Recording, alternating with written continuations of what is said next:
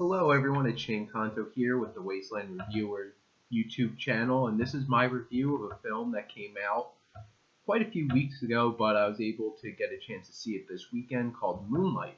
And this film is directed by Barry Jenkins, and it is a story about a young man told over 3 acts, with 10-year gaps in between each of the acts.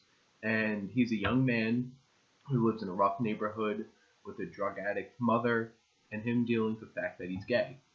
And this is getting a lot of Oscar buzz, and it was a very intense film and very powerful, and I liked it quite a lot. Now, Barry Jenkins, who directed this and wrote this, the writing was fantastic, the characters were well fleshed out, I felt for all the characters and felt really connected with the story and wanted to see where it went. Now, in terms of the actual directing, Barry Jenkins does a great job of storytelling. I was engaged through the whole time. It was a very interesting story, and the way that it was put together was fantastic. The visuals overall were very beautiful, the cinematography. Now, this might be a personal feeling of mine, but I'm not the hugest fan of shaky handheld camera, and there's a few moments in this film where my eyes actually hurt and really took me out of the movie because the camera was shaking so much, and it really did not do it for me. And that was a disappointment that in some intense, important scenes just took me right out of it. And they used very, very specific focus in a lot of shots where one thing was crystal clear and everything else was a blur. And I'm not quite sure how to feel about that. Not sure if it was artfully purposeful or it just kind of took me out of the movie a little bit.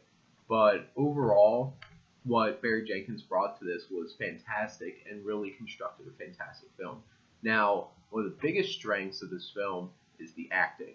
The acting was impeccable. Mahershala Ali, which if he doesn't get nominated for Best Supporting Actor at the Academy Awards, I will be shocked.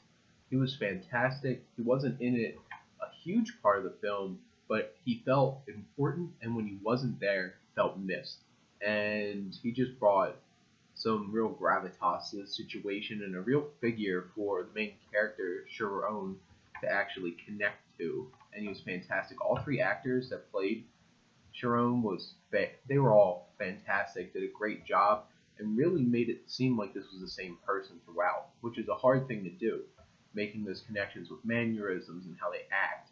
And his best friend Kevin, the 3 actors who played him were fantastic. Some of the supporting cast, Naomi Harris was great as Sharon's mother, and was very tragic, and she brought some real emotion and connection to that character, and also moments where you really hated her. And Janelle Monáe, who plays Teresa, who's another mother figure to Sharon, she was great, and I look forward to seeing her in Hidden Figures that comes out at the very end of this year, early January, which is also going to be getting a lot of Oscar buzz. And I know she is getting a lot of attention for Best Supporting Actress for that film. She was great in this too. Now, this film looked beautiful. Some of the camera shots, instead of taking what could have just been a boring one-shot holding shot, they did 360 camera angles around and made it a lot more interesting to watch just a conversation between people. And I thought that was really cool.